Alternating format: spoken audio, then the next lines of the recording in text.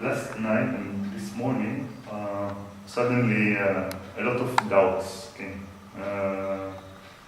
And I know how to handle doubts with this understanding. The understanding is still there, and let the doubts come as just a thought that appears. And there is still the doubt comes about there's some fear about letting go of all practices, of letting go of everything and every inquiry, and because things that I heard before from different teacher, which I really respect, and say that sometimes all agree about the same end result, but that there is nothing to do. But it differs. Different people say, you for example say, you talk about practice is needed for a year or two, but not more than that. And different say that sometimes it's a little bit longer, 8 years or 10 years, and then so all this doubt comes, and I feel this fear of letting go completely of any practice, any inquiry. So I wonder if you can. So, for example, I have some tension, worry, so I want to let it go. So actually, but instead of that, I give full support. It may be like this forever. So giving total freedom that it may be forever, that alone is the real let go. But it has to go away from me as just like let go. Then that means we are using the let go as a trap to set away, to clear our emotions. Actually, we give total freedom to our emotion. Let it be forever. That is the real let go. It must go from me, it's not the real let go. Let it be forever. That is the real let go. So doubt may be there forever. In that sense, I can always doubt. There will always be doubt. Doubt means how to execute the let go. Is sometimes the let go is not possible, and we may doubt how we can attend to this work. Here, in psychology world is concerned, each and every moment you are in a correct moment. There is no wrong moment. So whatever happens in the psychological world, if it is purely psychological, it must be natural. There should not be any part on our own. So it is a natural. So when we try to execute any philosophy, some school of thought may say something, and other school of thought may say something, but everything is only for some understanding, not to execute. So when we try to execute something, then we want to have some clear, we have some clarity, or we have to clear some good state in a psychological world. Actually, we should not expect any good state apart from the real state. So whatever comes, it is real.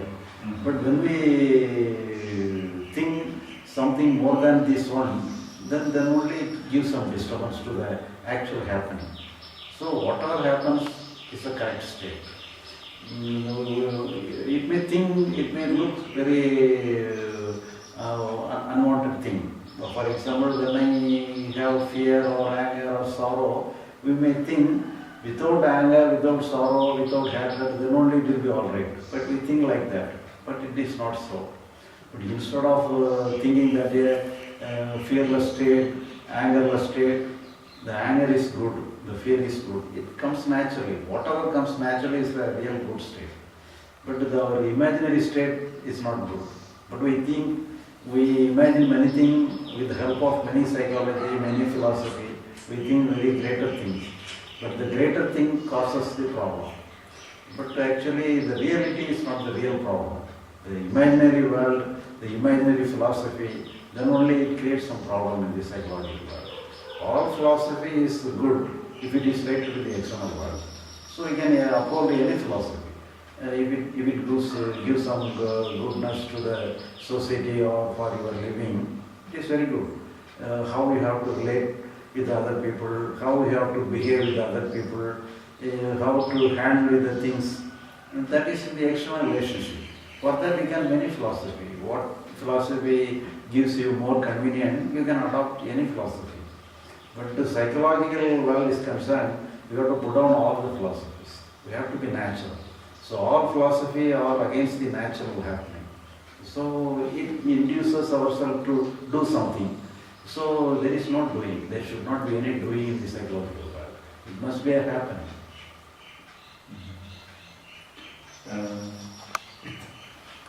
In some way, it does relate to activity in the external world, because it implies if this doubt which keep coming and say, don't give up meditation, or don't give up inquiry, or so it implies some activity that I need to take, and in this action, which is external action in a sense, there is a conflict.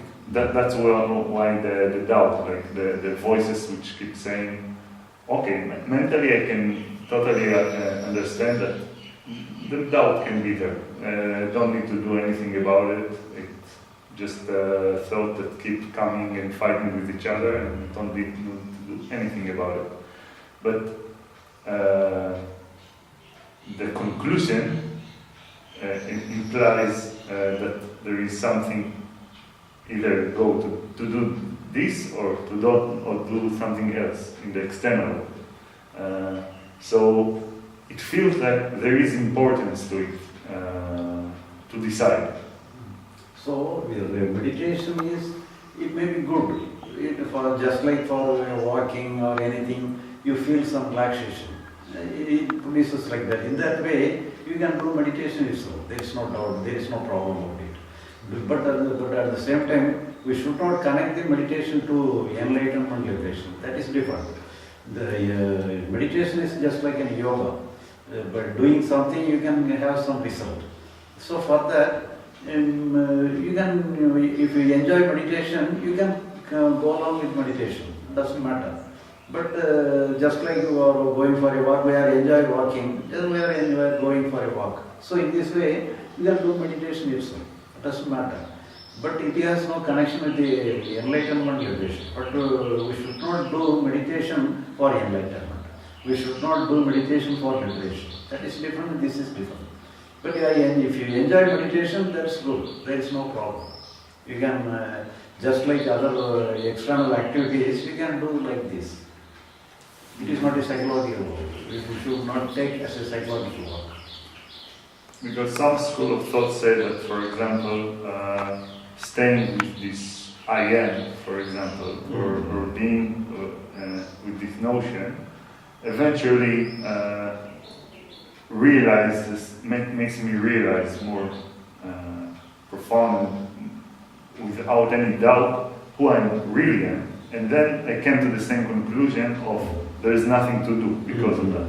So paradoxically, it feels like if I will inquire or if I will practice, then the understanding will be without any doubt.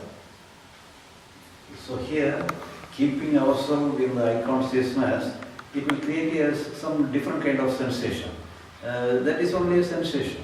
Just like other sensation, the eye consciousness will be in a different kind of sensation. And we may feel some bliss consciousness itself. In the name of I am, we can feel some bliss. So, but that is not the real I am. The real I am is the awareness. Nobody can aware of that. So it is unaware of anything. So the pure awareness, pure being is the substratum of our consciousness. What we know is only the consciousness. But if you focus our attention to the eye consciousness will gradually vibrate. And the vibration you can feel. And that vibration is also a kind of sensation. It is only consciousness, it is not the awareness. It is not the real Atman or real awareness, it is not like that. But at the same time we have some good sensation, good feeling, that is, but everything helps only for just like as a beginner we can do like this. But if you are enjoying like that, just like an enjoyment you can do like that. But it has no connection with the liberation and enlightenment. Liberation and enlightenment is purely our intellectual matter. Our understanding is purely intellectual, and the liberation is the appearance and disappearance of the sensation or anything or any feeling. So in this way, whenever you have some because of some doing some meditation, focusing our attention upon the eye consciousness, and if you have some sensation, good sensation, if you want to catch hold of the emotion forever, then soon you will find it will give some disturbance to your health and something. So before going to that extent, you can minimize the experience. To the certain extent, it will be okay. For example, the walking for relaxation, it is nice. But if you are walking endlessly, it will create some problem in your health or anything. So, just like a change, you can do something. But it is we should not do it for more. So, in a limited sense, limited activities, you can have it also. Meditation is not against liberation or enlightenment. It is different. You can carry on with your meditation, but you have to have some limit. Mm-hmm.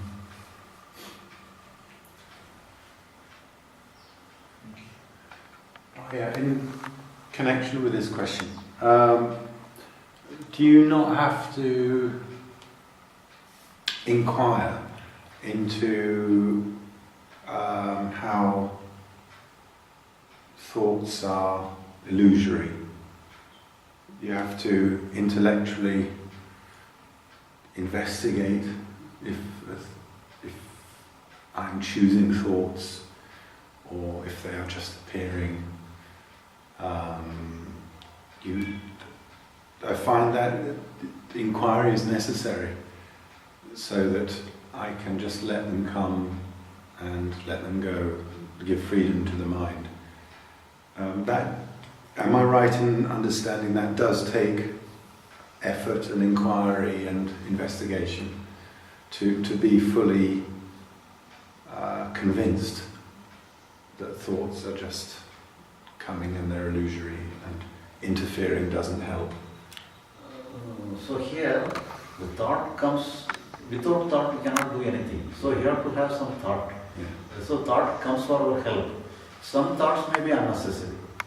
So you need not try to correct the thoughts. I must keep myself without any unnecessary thought. So you need not protect yourself permanently without having any unnecessary thought. So let it come and let it go. We don't need to worry about that.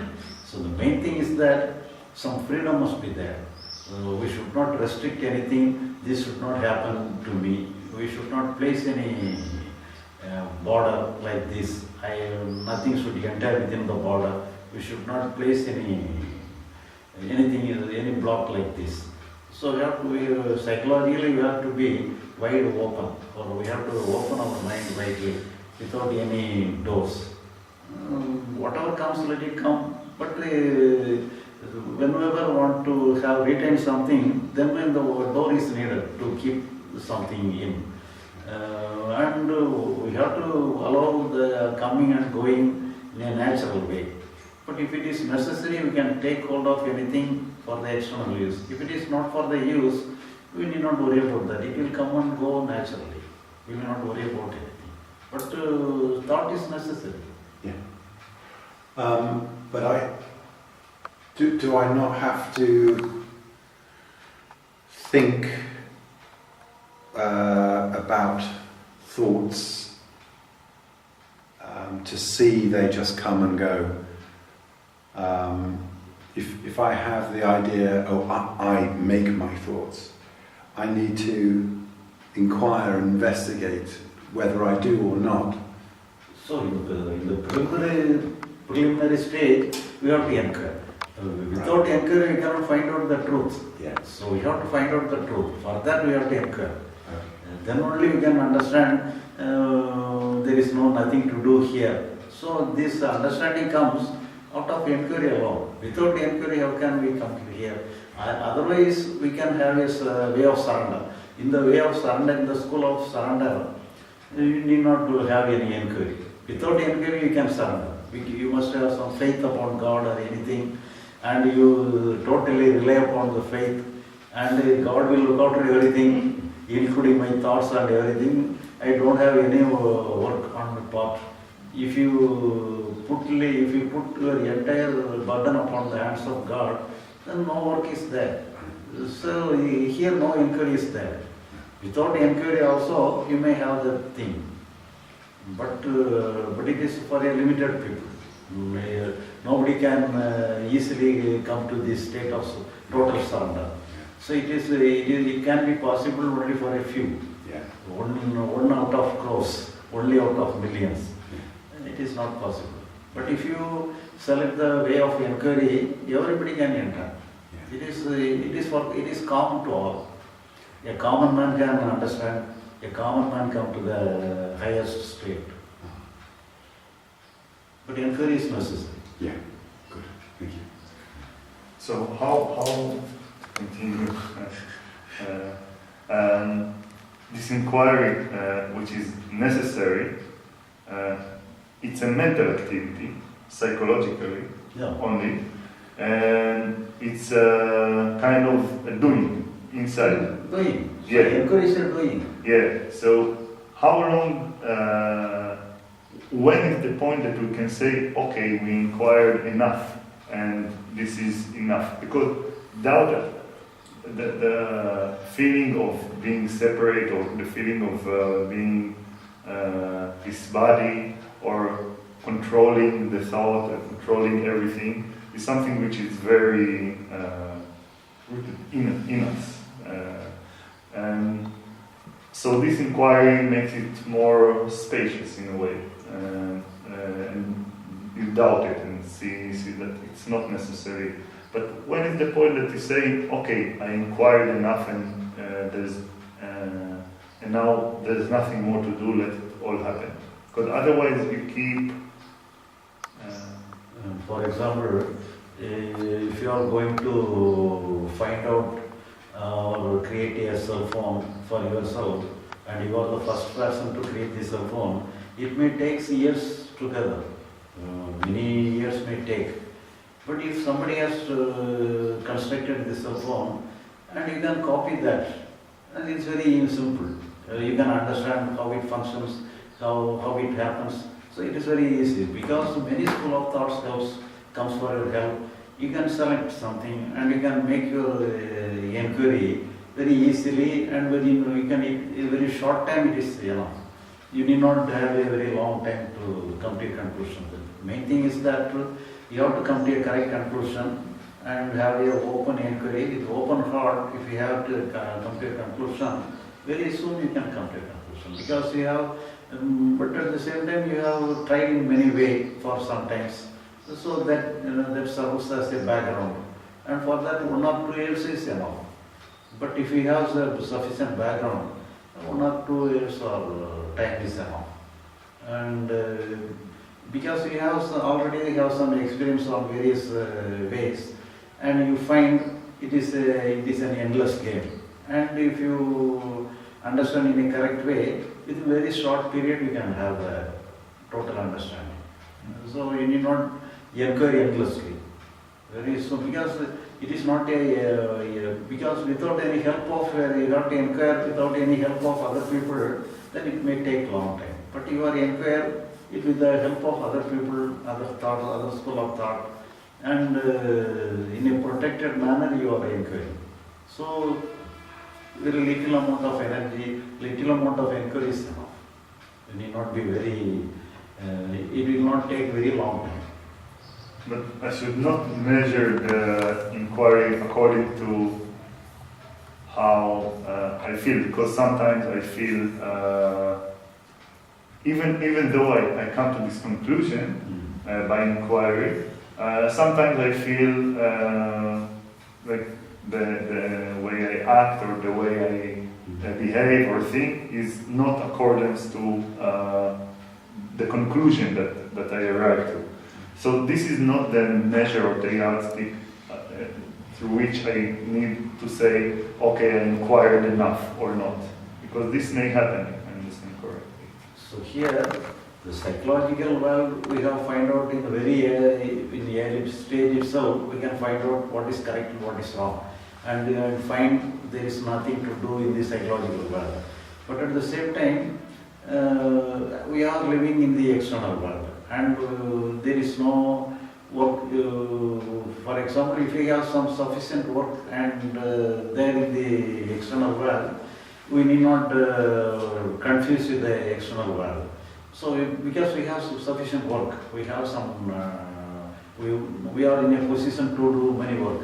So, in this time, we have a little time to attend our psychological world. So, because in most of the time you are engaged in the external work. But when we have no external work, we will have only the psychological world. And when we are in the, when we are in the psychological world, we may have the chance each and every moment whether we are right always, or we can have the intention to verify ourselves whether I am right or wrong, whether I am right or wrong. But we need not face you psychologically. We need not show your attention to the psychological world. We have to put it as a natural way. Then our only concern is only the external world. But we need not always turn our face towards the psychological world. But here in the external world, we must have some goal. Then only we have some work. Otherwise, no work will be there. So whether we have some work or not, whether we can execute our goal or not, we have to play some goal. Then only we will have some drive to work in the external world. For the time being, you need not do anything. But anyhow, you have to have some goal. For example, you are driving a car. Your destination is to some 1,000 kilometers away from here. So that is your destination. Then you have to drive the car. But whenever you start driving, the destination will not come in front of your car. You have to go very long. It may take many days or itself. Many hours, many days it may take. But at the same time, what is in front of you is the traffic alone is in front of you. But in the traffic, you may have the chance you may have the necessity to wait till the clearance of the traffic. So, waiting till the clearance of the traffic does not mean that you are against your goal, against your destination. So, that our day-to-day activities will be like that. So anyhow, you have to have the goal. Then only you will have some drive to act in the external world. Whether it is possible now or not, doesn't matter. Anyhow, you have to have a goal with some long-term idea. Some long-term goal you must have. Then only you will have some drive in this actual world. For that, when you are properly engaged in the day-to-day activities, you may have the least chance to look into the happenings of the psychological world. So psychological world is concerned, we have to understand and reject the psychological world itself. There is nothing to find out. When you complete your inquiry and finding out no work is there, then you will give total freedom to that. You need not often, whether it is functioning properly or not, we do not always verify that. Yeah. My question is that when you complete your inquiry, and this is not clear, when is the inquiry considered to be complete? Because always there is a thing that I can inquire more. So you have to come to a conclusion whether you have any work in the psychological world or not. That answer, if you have some work there, then you have to inquire more. But if you find, but But intellectual finding is not. But in spite of your understanding that no work is there, something may happen unconsciously. For example, when you are fear or sorrow, naturally you want to be free from that. That we are creating some work, some unnecessary, unconscious work. But don't mind the unconscious work. But consciously, whether you have decided to work in the psychological world or not, that alone is the question. But deliberately you are not taking the stand. We are sure no work is there. But if you have some idea that some work is there, then, but in that time alone, we have to inquire whether some work is there or not. I have no doubt about the question that there is no need to work internally, psychologically. I have doubt about the when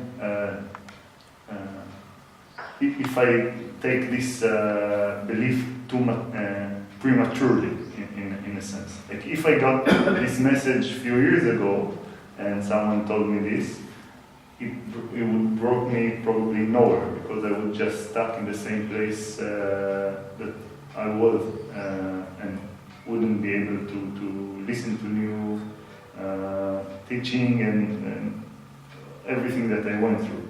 So also now I have this doubt that if I adopt this, although I know this is the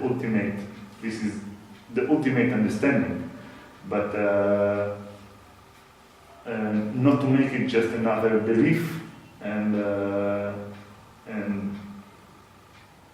again maybe I miss something that I can understand more. So here, all there are control. For example, when you are inquiring something and you will have some decision, or you come to a conclusion, and this must be like that, this must not be like, we will come to a conclusion. But through belief also, we have to come to a conclusion. The conclusion we have to arrive. Belief may be behind your conclusion, or inquiry may be behind your conclusion. But if you are sure with your conclusion, then you need, repeatedly if you are inquiring like that, then you are dismissing the conclusion itself. But for that we need not worry about whether it may be for your belief. For example, each and every moment you need not inquire. Whenever you are driving the car towards a destination, each and every step you are, where I am going to, whether I am going to the destination or not, need not, each and every moment you need not inquire. So, you are going to the destination, that's all. But here there is no, here we are understand, we have come to a conclusion that no work is there. So in that conclusion, in the point of conclusion, the inquiry and beliefs are same. There is no difference between inquiry and belief. If you reopen the thing and once again we are having come to a conclusion with the help of inquiry, is not necessary. For in that sense, even belief itself is belief. There is no difference between inquiry and belief. The main thing is that we have to come to a conclusion. If you come to a conclusion, that is all right. So your conclusion is it is a conclusive understanding, because before come to a conclusion, you use your inquiry in all respect, and then only you come to a conclusion. But each and every moment, if you sit on inquiry for once again, you start the inquiry again and again you will have the same conclusion. So repeatedly, if you select the way of inquiry again and again. For example, you are trying to go to this particular place, and you are inquiring many persons whether the road will take you to the destination, and everybody say like that. But instead of that, you are again and again, each and every step you are getting down from the car and inquiry, then not necessary. You may take it as a belief itself, doesn't matter. First of all, you are inquiry properly. Afterwards, you can take it as a belief itself, you can take. Because you have to have a conclusion. The conclusion will act.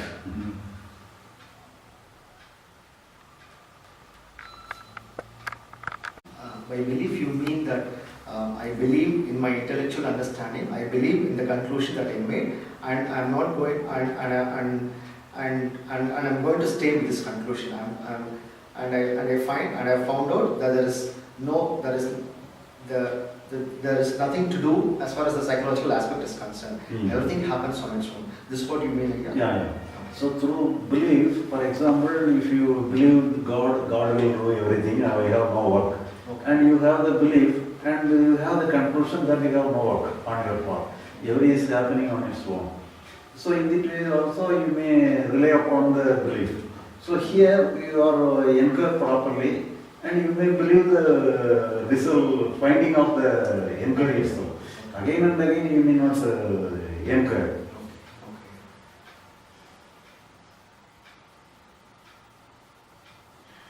But in the main outside, it should not turn towards the inside. That is the main thing. So whenever we turn our face inside, then we will have some doubt whether I am going properly, I am on the road or off the road. Yes, some good thing is happening, you may feel, oh, I am in the road. So some unwanted thing may happen. So whether I am on the road or not, I may have the doubt. So let it be natural. Turning the face inward, it's like there's an observer, a witness, and I'm watching thoughts happen, and this witness is saying, oh, that's just happening, that's happening, that's fine. And then, of course, there's another sort of witness that goes, there's the witness watching the thoughts. That's fine too. That's another expression. And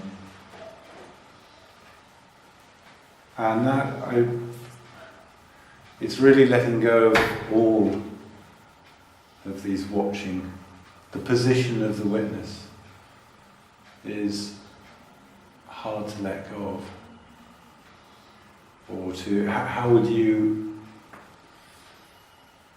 inquire into the witness is just another thing? Because I haven't got a firm conclusion. The witness is a kind of thought. Yeah. The thought takes the role of witness. Yeah. So actually whatever we are having in the psychological world, whether it may be in the form of some emotion or in the form of the experiencer of the emotion, everybody is an emotion, everybody is a kind of experience, everybody is a kind of psychological experience. But we think there are some experiencer is there. Actually there is no experiencer, only experience alone is there. But we take some experience as the experiencer. Actually whatever happens in the psychological world is only the experience. There cannot be any experiencer. But we take it to be experienced. And we give you polite word instead of experiencer, we give you polite word a witness. But still he is an experiencer. Yeah. We are giving a polite dress for the experiencer in the name of witness. Yeah. But actually there is no witness. Actually, whatever happens, everything is the experience. There is no experiencer, there is no witness. Even though it looks like a witness, it is not a witness, it is a happening. But to the psychological world is concerned, everything must be natural. We should not find fault with anything. As we find fault with the eye consciousness, we give another name witness. Yeah. And thereby we can separate the fault. Actually, we can straight away take it as eye consciousness. Eye consciousness is there. We cannot be free from eye consciousness. Eye consciousness must be there always. Whenever we have some psychological functioning, naturally there must be eye consciousness. We cannot be free from that. we can't be free from eye consciousness. No, yeah. It's always going to happen. Yeah. So here, the freedom is totally freedom. Not one part is freed from the other part, remaining part. Then the totally must be totally free. When we think I must be free from the mind or anything, we take some part as I am, and we want to be free from the rest of the mind. The totally, when we allow it to happen in the natural way, the total mind is free. So including the I consciousness also. Everything is a part of the mind. So everything is free, including the I am.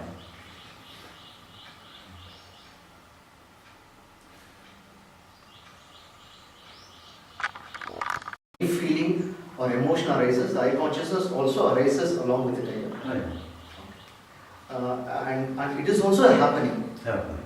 And so there is nobody standing there who's bringing the I consciousness. Yeah. The one who is standing there is also a thought. So there cannot be any separate entity as such who is standing apart from this entire process.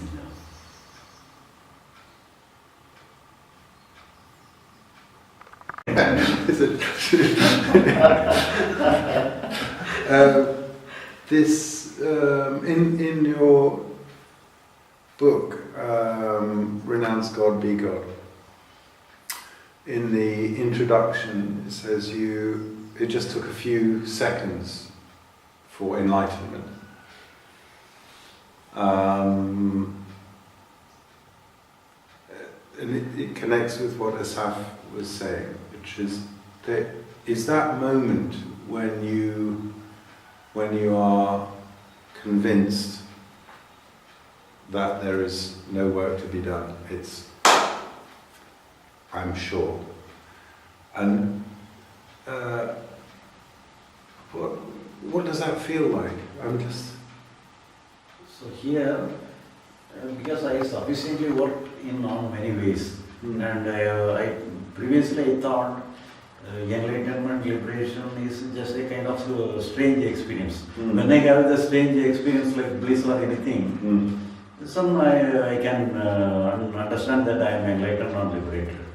But the same bliss consciousness I have, I continuously am in the bliss consciousness.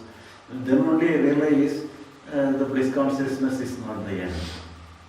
So whenever for example, whenever you go to one side and you think that is the end of the land itself, but whenever you reach the end, you find some other thing is there. It is not the end. So in this way, when I reach the bliss consciousness, and I find this is not the end. So when because I think previously I thought that when I have the highest form of experience, that is the greatest thing, and that alone we have to attempt. That alone we have to achieve. But I attained that, and attained the bliss consciousness, and it does not go away from me. It is with me forever. And then only I doubt why it is not satisfying, or why it is not free from any doubt. So then only I doubt this bliss consciousness itself. But not only that, when I am in the bliss consciousness, it begins to destroy the health of the body itself. Because body cannot sustain any good feeling or bad feeling for more than a given time. So if it lasts for a long time, it will destroy the body, or good feeling or bad feeling. Then I find if it is the real end, it should not disturb the health of my body. It must give more health to the body. But instead of that, it disturbs the health of the body itself. Then I doubt. So when I have a doubt like this, then I begins to get free from the bliss consciousness itself. So slowly I get free myself from the bliss consciousness itself. And whenever I am in bliss consciousness, I have any problem, because I am always protected psychologically, but no problems. But when I am free from the bliss consciousness, some other problem I face. So I doubt. So I cannot shelter myself in the bliss consciousness. And I have to live in this world. So what I have to do? So in that time I understand what is the function of mind, what is the role of our experience. And I find out we have to face everything without any reservation in the mind. So psychologically there should not be any reservation on our part. We have to be open-minded. And we have to, so when I come to a conclusion like this, then when we look into the life history or circumstances of enlightening of other masters, everybody came to the same state in various ways, but everybody comes to the same state. Then only I understand what is the function. But here it happens on only one day. Even though, but when I face the understanding, I find this is correct. So I come to a correct conclusion. So that alone happens on a fraction of a second. And this is only come to a conclusion, some intellectual conclusion. Yeah. And what, thank you, what distinguishes that moment from other moments where you realise, oh, this, and you understand that, and you understand that? It sounds like there's something different about this moment compared to other insights. So previously, I am seeking some experience. Yeah. So here, I don't want any experience to support me, to protect me. So I am free from all experience. The freedom from my experience alone is a good thing. I find out like this. Previously, this seeking for experience. Now, no, I am not after any experience. We have to go along with whatever happens. We have to go along with. So we find some openness.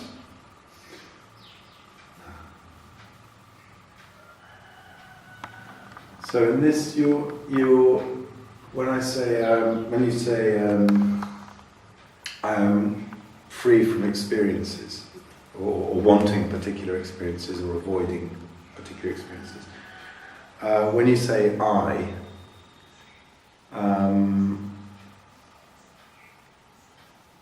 it sounds like there is no I. There's no identity. There's no I in that body. There's just this. Is that? So I am is always there only in the form of thought alone. Right. Without the thought, there is no I am. Right. Even any thought is have some consciousness. Behind the what we feel is only with the help of a consciousness. We conscious of thought. So when it takes a role of the I am, it is also a kind of thought. But even though each and every thought has a substratum as consciousness, the I am also having the thought I am also having some conscious background. So we are conscious of the I am. Right. Thank you.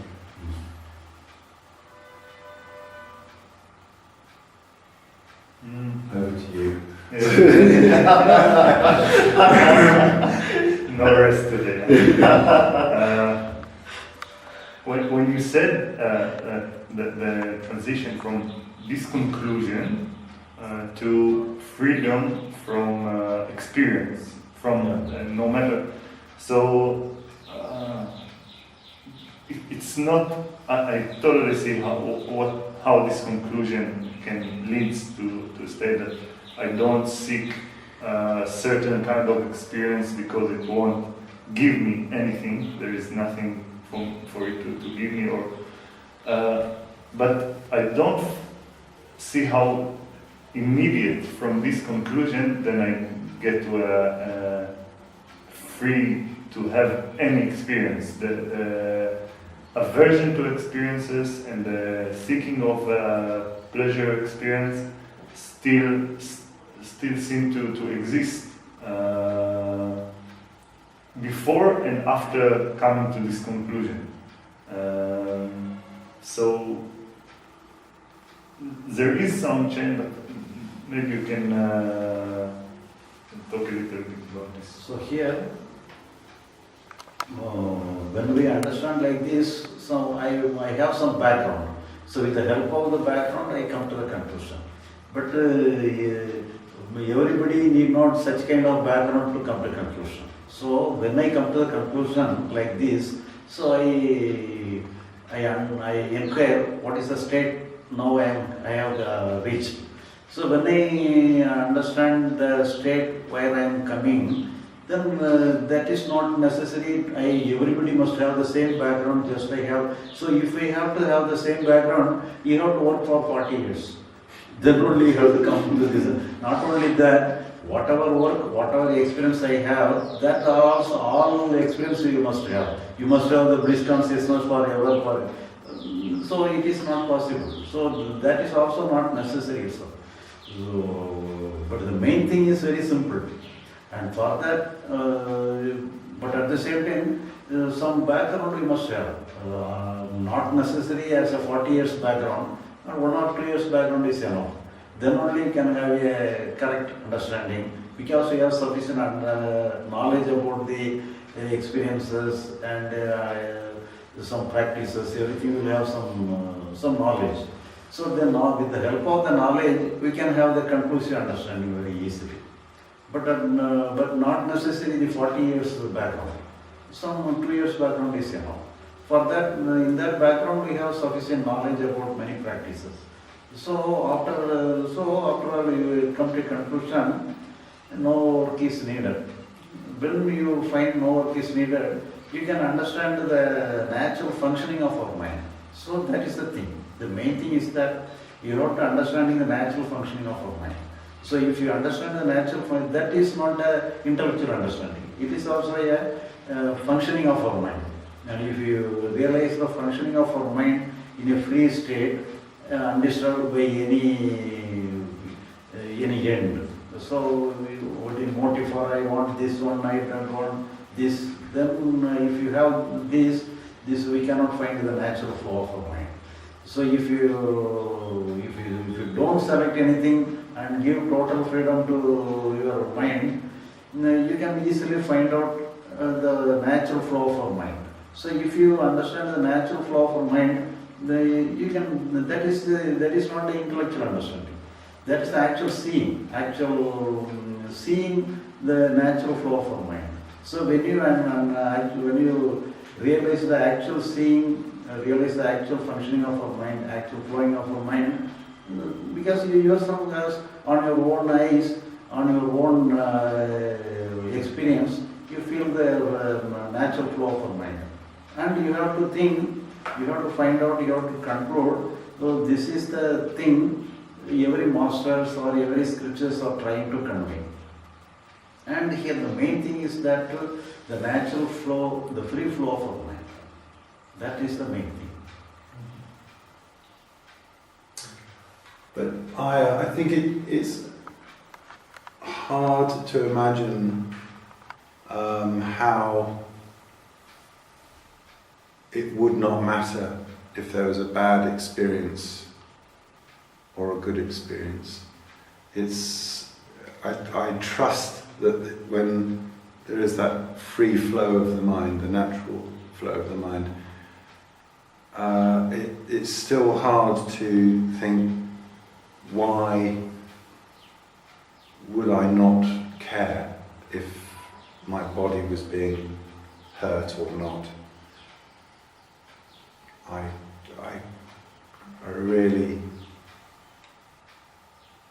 I'm trying to understand why I wouldn't mind whether it was a bad experience or a good experience. Bad experience, good experience. In the mind. It comes in the mind, but whether it is existing or not, it comes and disappears. Whatever comes, it disappears. But if you give total freedom to your mind, it disappears very easily and slowly, easily and quickly. You can find out. You can witness that. So this is going from first, second, third, fourth gear. No, whatever comes is going, everything is flowing. Then you can, for example, when you are giving total freedom to a mind, previously you may have some problem, and it will sustain forever. Whether you do any practice or anything, it will be always keep your mind on its control. But if you give total freedom to mind, you can watch, it is slow, it is very easily going from you. So the natural flow you can find out. It sounds a little bit, you wouldn't care because it comes and goes very, very fast. So you don't, but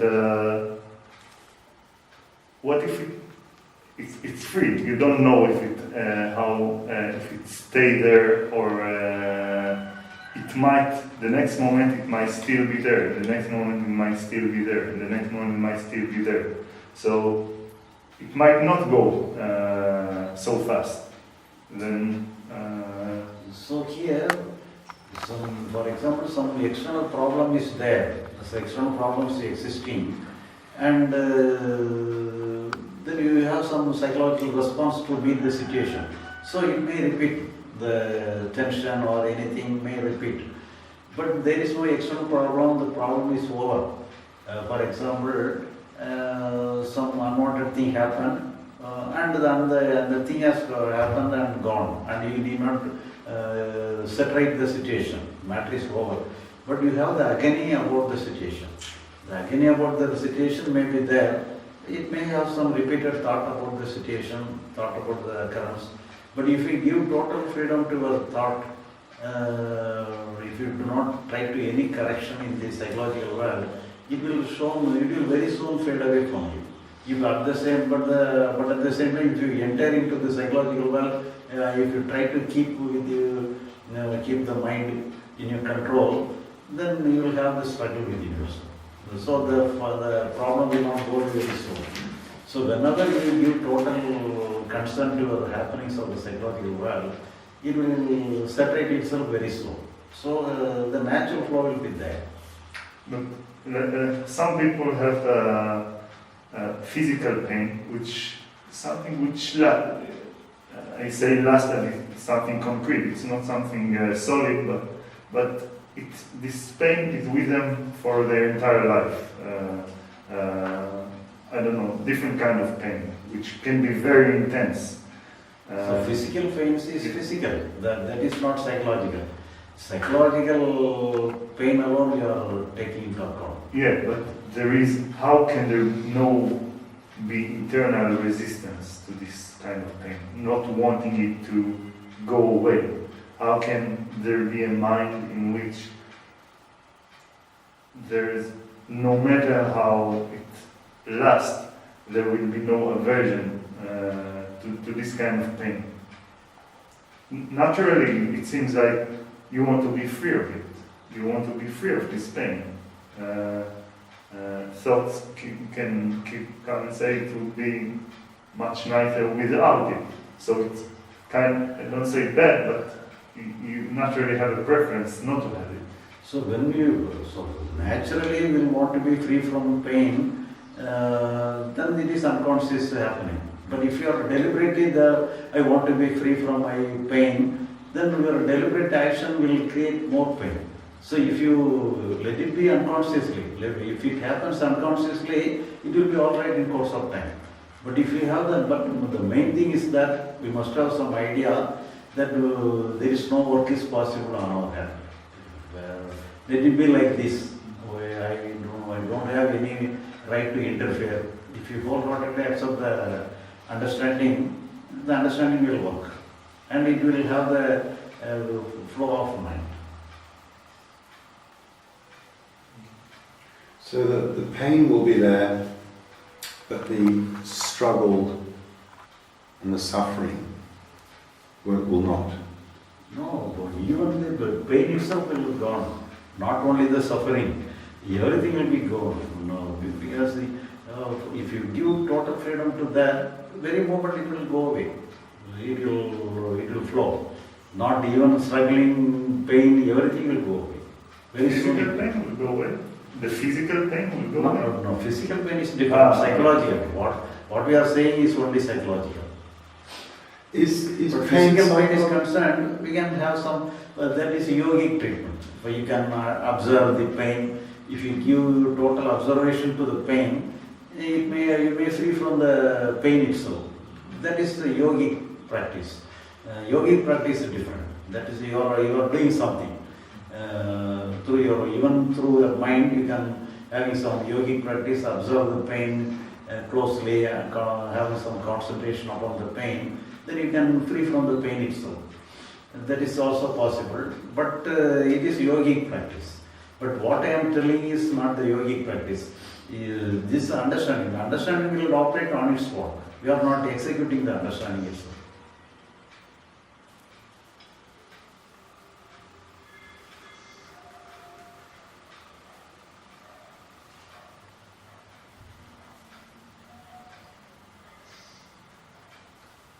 Whenever we try to execute the understanding, we give some power to the executor. The executor is a part of the mind. We give a role to deal with the other thing. We construct a small pot, undisturbed pot, and this undisturbed pot try to separate the other pot. So that will happen. So when you do not give any importance to anything, then the role of I am will not be there. So the total mind alone will be there. There could not be any part to deal with the other thing will not be there. It will be taken as a total thing. Otherwise, when we execute something, the executor will take a role, major role. Then we are dividing our mind into two parts, and one part is against the other part.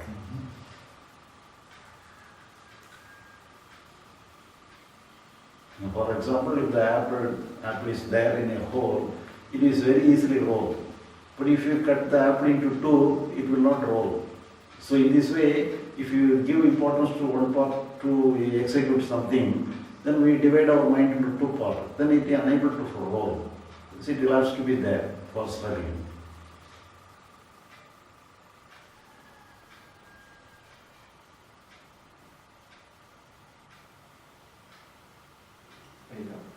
In the case of the physical pain also, the physical pain might be there, but psychologically we can completely embrace whatever is happening, and in that case there will not be any psychological suffering. Is that what you say? Oh yeah, psychological, for example, we may have some psychological, physical pain forever. Okay, You may think I must be free from this pain or not. We have some psychological problem. Yes. And that means we have to, whatever comes in the psychological world as a natural thing. That alone is, that does not mean we should not have any psychological problem, psychological pain. We have to give total freedom to the pain itself. But at the same time, we should not give freedom to the physical pain. You can try, if it's possible, we can cure the physical pain. But psychologically, we should not try to heal the psychological pain. So psychological pain, we must give freedom to the existence of pain itself. Whenever you give freedom to the existence of pain, that alone is the removal of the pain. But here, if you give freedom to the existence of pain, it will grow. But we have to cure the pain. Physical pain, we must try to the possible way to cure the pain. But the psychological world is concerned, try to curing the problem is the giving life to the problem.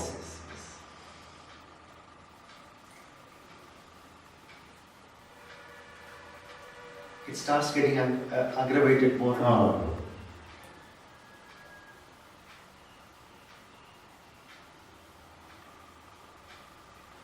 But we can go to a doctor, or we can do whatever is good to take care of the physical.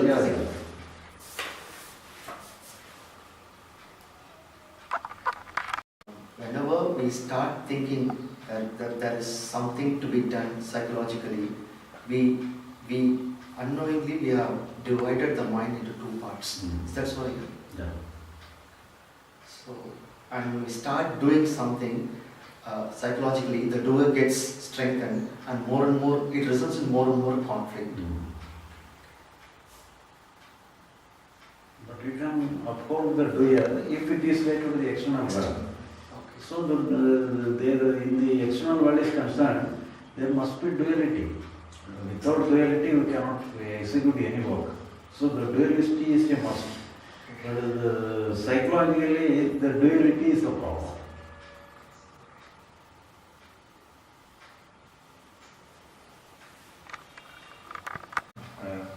From the moment you say, I hear this word from you, and the whole process that takes place in the mind is totally psychological.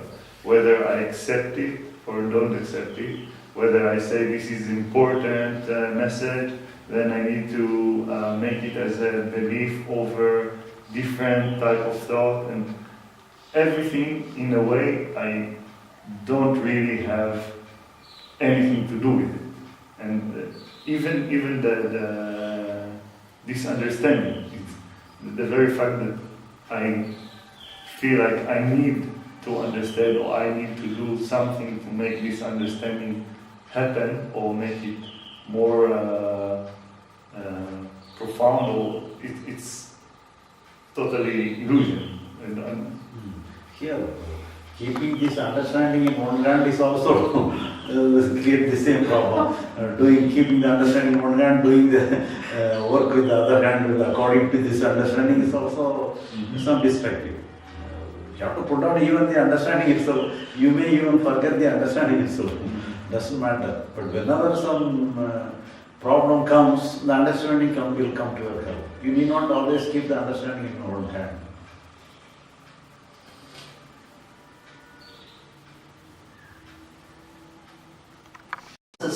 Of this inquiry, what are the steps involved? Do we need to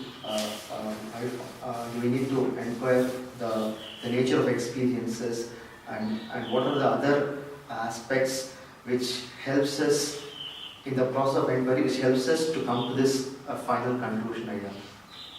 So open mind is enough. Open mind, and that is enough. Open mind and inquire in a systematic manner. That is enough. And here the enquiry come. The main thing is that we have to understand recognize the natural flow of our mind. So it is not connected with this. Whenever we understand like this, we do not interfere with the natural flow of our mind. So when we do not interfere with the natural flow of our mind, we can witness the natural flow of our mind. So if the inquiry and the finding is not so important, the witnessing that the natural flow of our mind alone is important.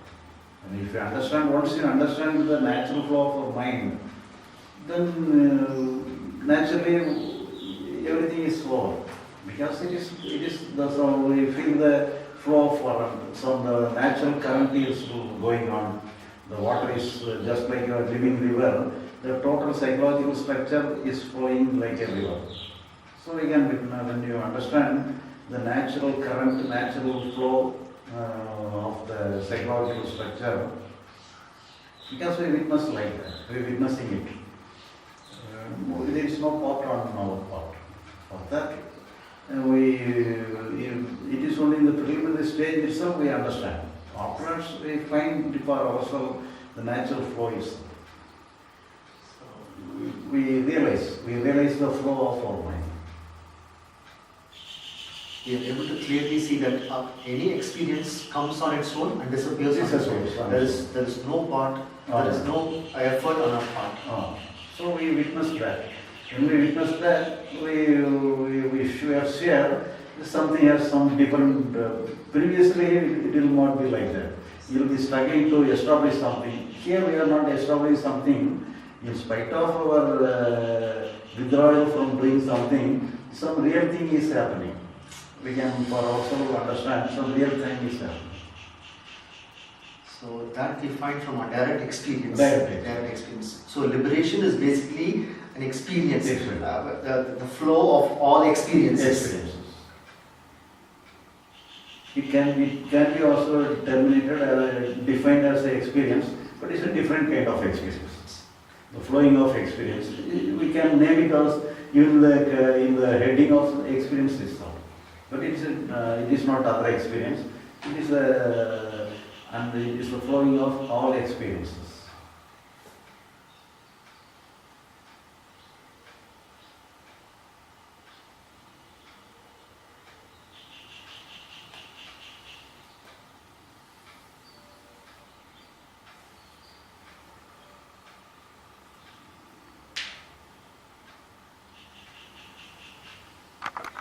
Then we are completely sure that this is the understanding, and we have got absolutely no doubts about what we have found out. So we have some understanding, and in support of that, we finally feel the flowing of our mind also. So in support of that, we realize the experience also.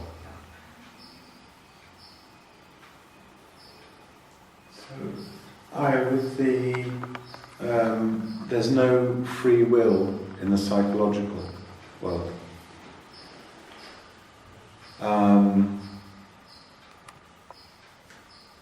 Is there free will in the external world?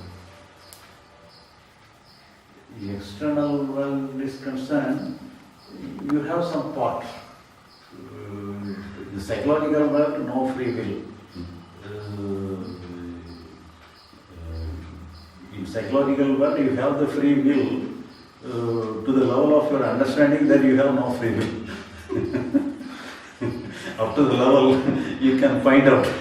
With your free will, you can inquire and understand that you have no free will. To that level, you can have the free will. But in the external world is concerned, you may have some part. For example, you may on your free will you can choose a restaurant to take your food. That is in your hand. But the food is not in your hand. There are many people to serve you food.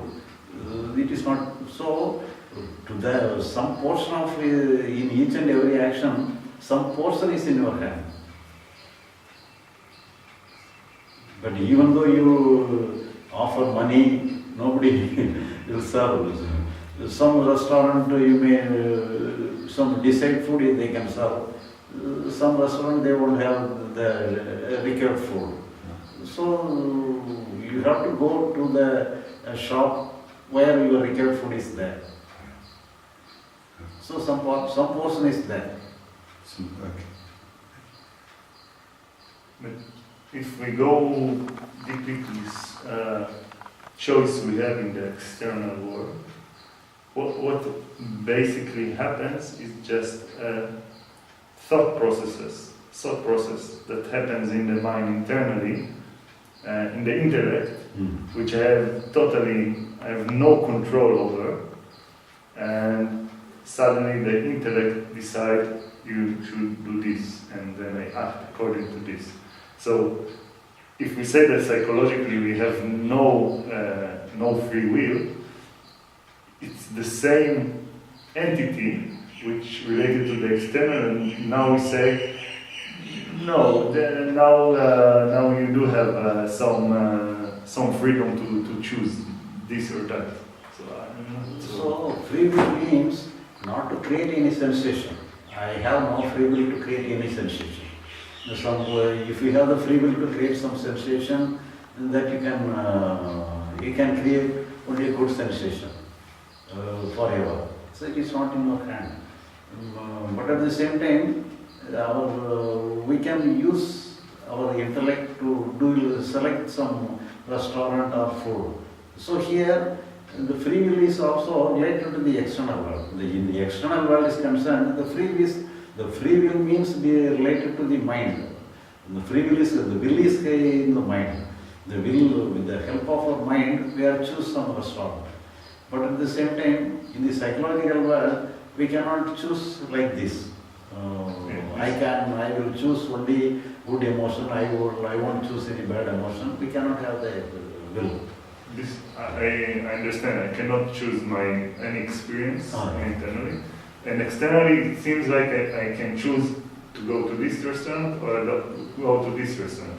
But what actually happening when I inquire, then it's basically conditioning of my mind of if I go to this or to that. It's just a thought that I have again no control over that comes and say you go to this. So even the conditioning is there, the conditioning is as created by ourselves. We have created the conditioning by many acts, many reasons, but anyhow, some thoughts comes. But in the thoughts we select some thought to do something. We can select like this. Out of the unconscious thought, we can consciously select and consciously uphold some thought to execute some action. But if it is related to the psychological world, the thought may say, I must have some good feeling, I should not have bad feeling. The thought may unconsciously arise like this. But we have to come to, we should not consciously uphold any thought like this. But at the same time, if it is related to the external world, we can uphold some thought. The thought may have this food will be nice in that restaurant, the food will not be nice in that restaurant. The thought may happen unconsciously, but we can consciously select the thought and do externally. But we should not apply the same rule with related to the psychological world.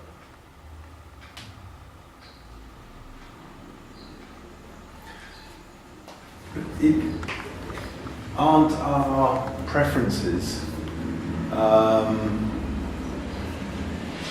do we not have an illusion that we're choosing? But actually it's just our conditioning, intellect. But my question is, isn't even that conditioned? My preference for, that restaurant has good food, not that one. That is still not my choice. I mean, if there is no experiencer and no witness, there's no me to choose. So here, somebody is saying related to the fate, karma and everything. The karma is related to the circumstances, not related to yourself. So if you have some karma, for example, according to your karma, you should not have any food today. So here they will not do anything for you. The karma will close the restaurant itself. No restaurant will be there today. You will be placed in a state where no restaurant. So that only, but at the same, whenever some restaurant is there, you will select some restaurant. It will be limited. So only related to the circumstances alone, related to the karma. The karma will have the circumstances. But that is different. That is not in our hand. So karma is different, but whether we lay it or not, that is different. But in our hand, our free will is there. To the possible extent, we can make use of a free will. In a given circumstance, you can wholeheartedly use your free will. But is there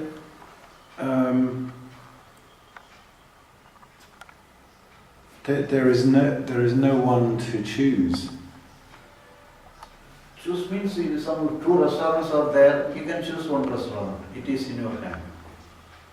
For that you may have some thought. Yeah. The thought happens on its own. You are not creating the thought. But at the same time, the selection of thought is in your hand.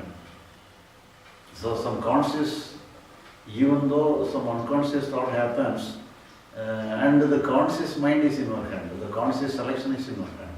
So that part, you can, with the help of that part, you can select some thought. And that thought, one thought may say, I won't go to the first restaurant. The second thought may say the second restaurant. And after the two choices, the conscious part can select one choice, one thought, and by that you can understand.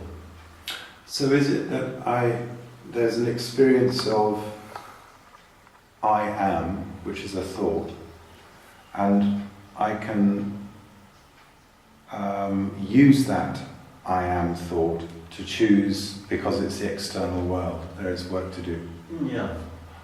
Okay. Okay. But is it really free? Like this selection, the moment all these choices are there, and I need to can make any choice. What will determine if I go with one or two or three? Even not. So, Another in thought. a given period, situation around, for example, we have some thoughts, unconscious thought. For example, one thought may say, I can say the first restaurant. The other thought may say like the second restaurant. Or the third one thought may say, we have to reject both the restaurant, we can find out new restaurant. Right. But out of that, you may select some portion of yourself. That has the choice, but you have to select within the three. How? But this choice, how it happened? It happened with another thought. No? It's not another thought that comes and say, I choose this. No, here, even though it is thought happen unconsciously, but doing it consciously.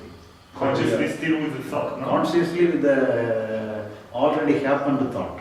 And the previously three thoughts have happened, and out of that, so the new thought is doing consciously related to the previous thoughts. Okay, so this thought that after the three choices came, and this new thought that Mm, comes new thought. after, new thought that New comes thought. after, do I have control of this thought?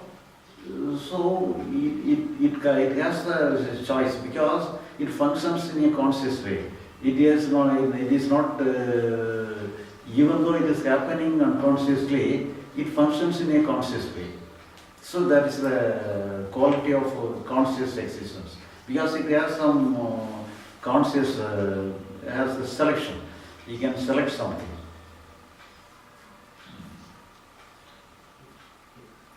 That selecting part you call as the intellect, yeah? Because we are consciously taking into all account, and you can select something. But the other thought, it comes, it will create some suggestion. But this alone, we deal with other thoughts, we select something in a conscious way. But it feels like even this conscious way, I cannot control the thought that will come consciously. Like, who is it that really says you choose this or bring this thought that consciously say go to that and not go to this? So here, even though each and every moment a new thought has come unconsciously, but when it reaches the outer layer, then only it has the conscious role. When we are in the conscious role, we are having some conscious responsibility to select something, so maintaining something. So if it does not have any conscious role to select anything, even though it happens the selection itself unconscious, we cannot say like this. But the selection is conscious. But the happening may be unconscious. But the selection of this conscious thought is the selection is in a conscious way. Because apart from that, we discuss, we take into consideration of many things, and we consciously come to a conclusion. But everything comes unconsciously. But here, some part is unconscious. We know when we are not deliberately come to a conclusion without analyzing anything. It happens naturally. But here we are sit down and take into account of many things, and we deliberately having some discussion with ourselves, and we come to a conclusion. So we have to have some difference between the earlier thought and this discussing thought. The discussing thought may happen unconsciously, but doesn't matter. But anyway, some discussion is there.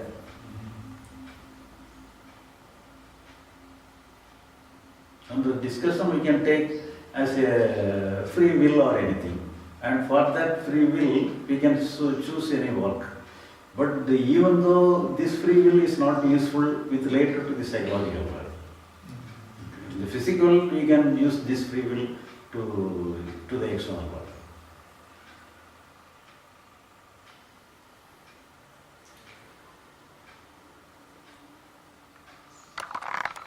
This is directly related to the article you wrote about thought and thinking. Is that right?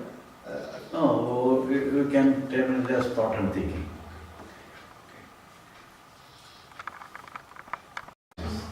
Something we can take it as a unconscious happening, and the another one is the unconscious doing. Since it is related to the external world. Yeah.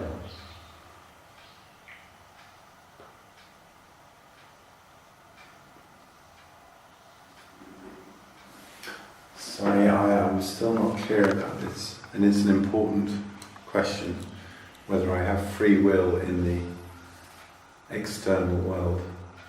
There's thoughts, psychological world, no free will. I have some choices of restaurants, some thoughts unchosen come about those restaurants. This one is good, bad experience there. And then you're saying, I have some conscious freedom to select one, but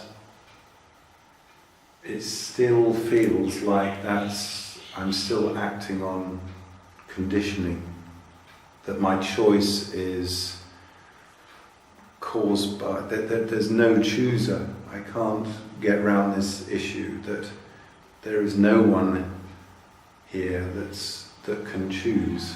It's just ongoing appearances coming and going. I can't see where there is the freedom and who is free to choose. So I feel like there is no free will in the external. It might feel free. I might have the illusion I'm making a choice, but I don't think it is ultimately free. Have I misunderstood? So here, in the psychological world is also concerned, you have the free will. With the free will alone, you are struggling with yourself. So if you do not have any free will, you will not struggle. So you use the free will for your struggle within the psychology. So even though we have some free will, we have to dismiss the free will. In the psychological world is concerned, some free will is there. Then only with the help of the free will alone we select some emotion and we want to reject some emotion. But here the use of free will is creating some problem. But at the same time, the same free will, whether it is coming out of some conditioning or not, to that extent, if you name it as a free will, or as a conditionally free will, you can, for your convenience, you can make it as a conditionally free will. May use, may take, you may take for the external use. If you are interested to use impose the condition, you can, with a conditionally free will, you can make use of that.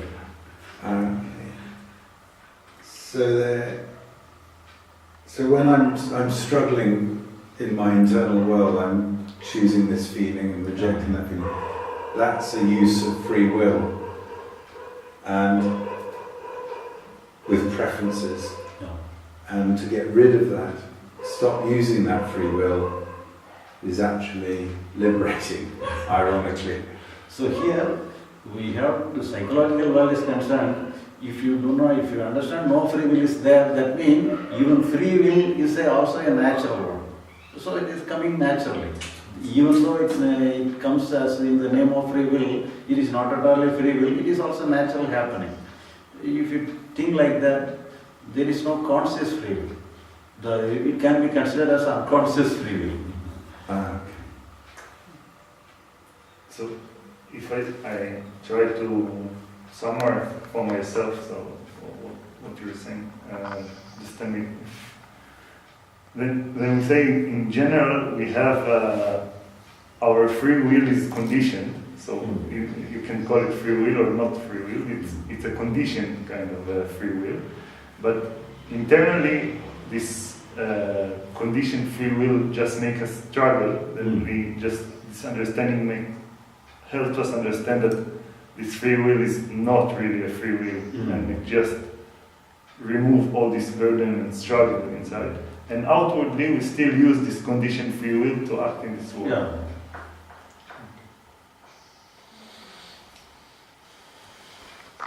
Association with the legal thing, when prisoners are allowed to go on a conditional bail for a limited period. So it is reminding me of that.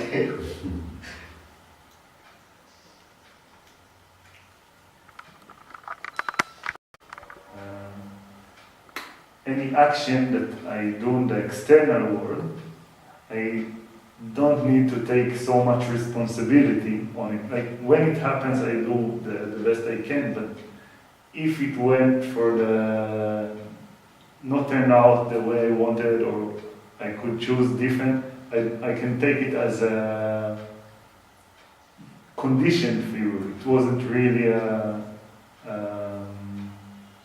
my choice, or I don't really take responsibility for it. Is it? For external world is concerned. Or external world. So here, anyway, we have to use some words to give some meaning. So here, whatever it be, if you use the word free will, then around everything will be correct. If you use the word no free will means, then there cannot be any responsibility on our part. We have to have some responsibility. So the word free will is alone is a good word. So no free will is not, it does not serve any good thing. Yeah. So using the free will alone is good. But the psychological alone, the using free will is not good. So the using the free will, the word is good related to the external world. So here also our karma problem is, unless we take some responsibility on our own, how could we impose any karma upon ourselves? So, as we are consciously doing some bad act or bad deed, then only somebody has to give a punishment or reward for that. So, that also calculated with the translation due to the free will. The free will alone participate the transaction. If you do not have any free will, no punishment or reward is possible. So karma is based upon the free will. If you do not have any free will, no karma is there. So without so as we are doing some karma, that means we are having some will. We have some free will. Then only the karma is there. Our actions are there. But here, in the psychological world is concerned, the free will is meaningless. So we have to eliminate the word free will. So it is a happening. When everything is a happening, there is no doing, there is no free will. So that is related to this psychological world, the elimination of free will is good. But in the external world is concerned, we have to take it as a free will. We have to consider it to be the free will.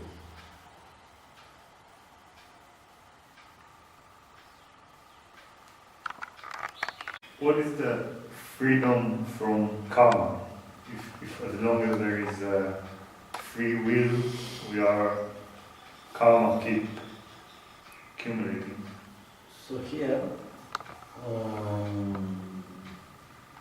in the common, in the ordinary world, for somebody has done a crime, and the government has is giving a punishment for that.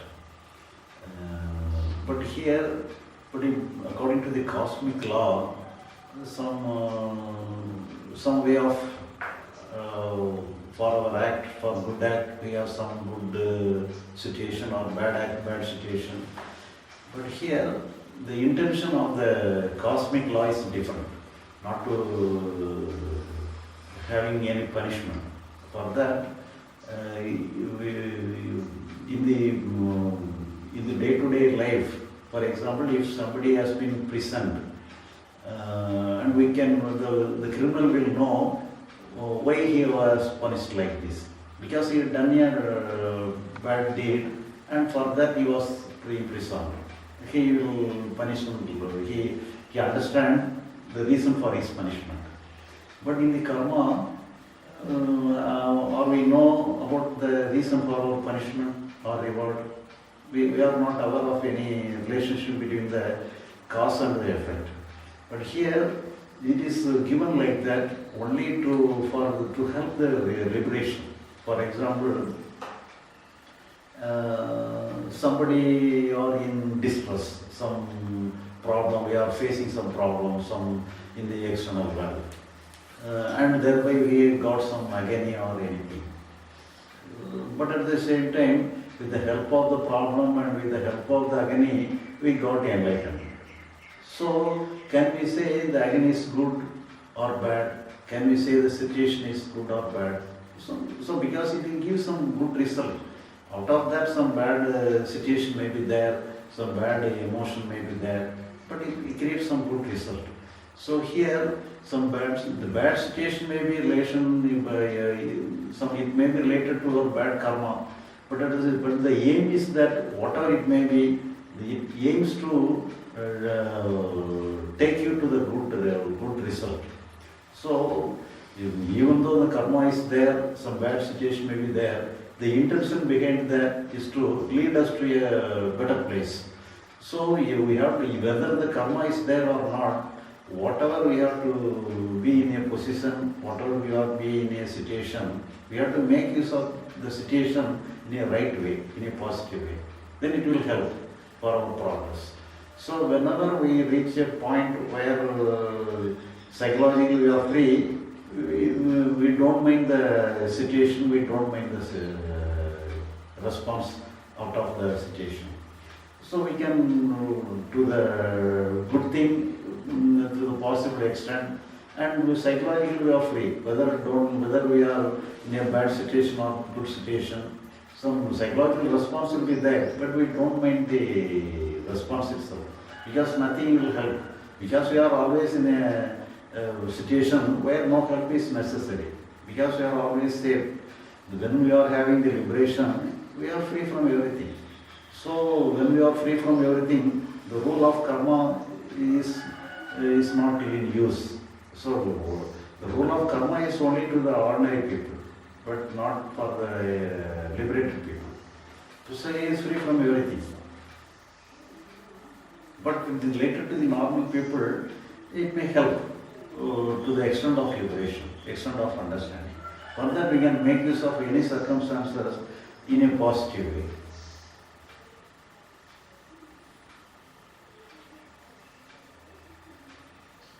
The liberated man not doesn't choose or doesn't have free will and have consequences. So for example, if an enlightened person was placed in an unwanted situation, he will have some psychological response. Some unnecessary emotion may come, but he don't mind that.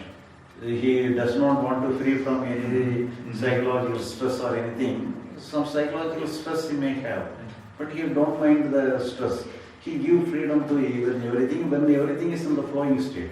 So whatever is in the flowing state, that alone is the important thing. But what has come is not important. But whether there is a flowing or not is the important.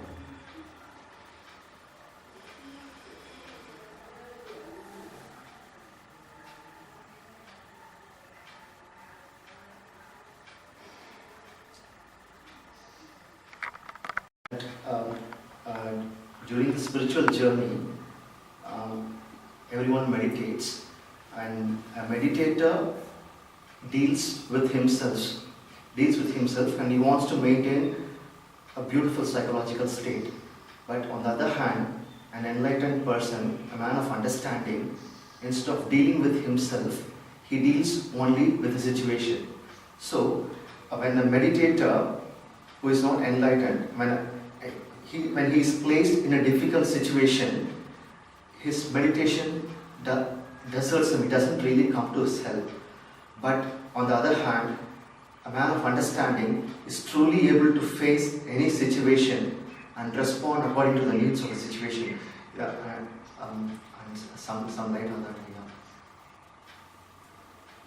Yeah. So naturally, everybody is dealing with the situation. Yeah.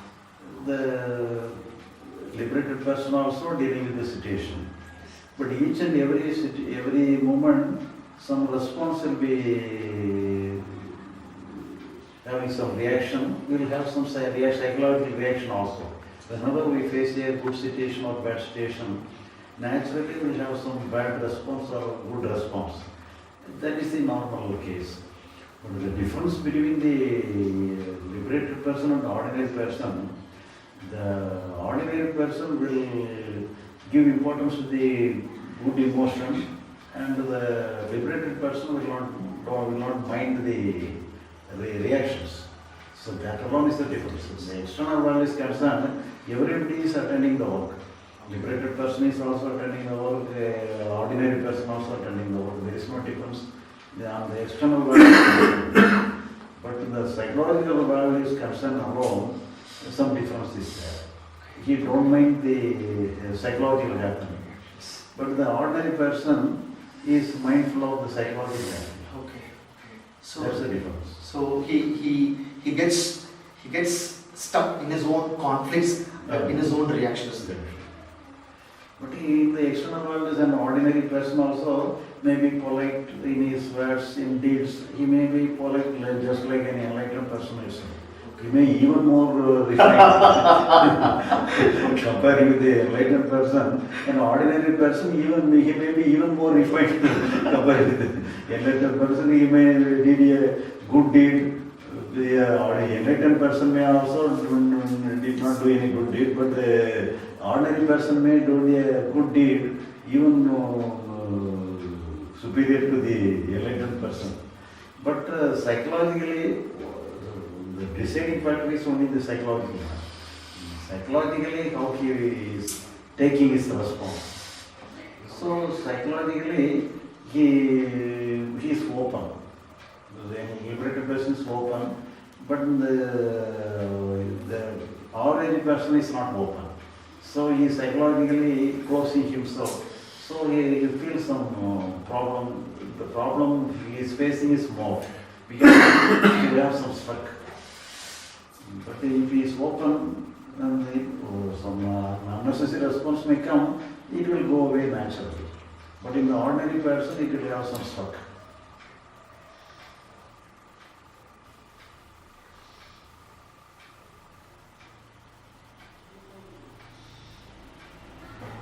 Yeah, in the course of our journey, sometimes the fear comes when we are really open, we might get hurt, our feelings might be hurt. So that fear sometimes comes here. So, but here when we do something, but if it is related to the external world, so if you face some problem, it will give some problem in the psychological world also. Therefore, the main thing is that what to do in the external world. If it is, sometimes you may avoid some unnecessary thing also. Or that also it will create some psychological problem, you may avoid the external world also. Okay. But the main thing is that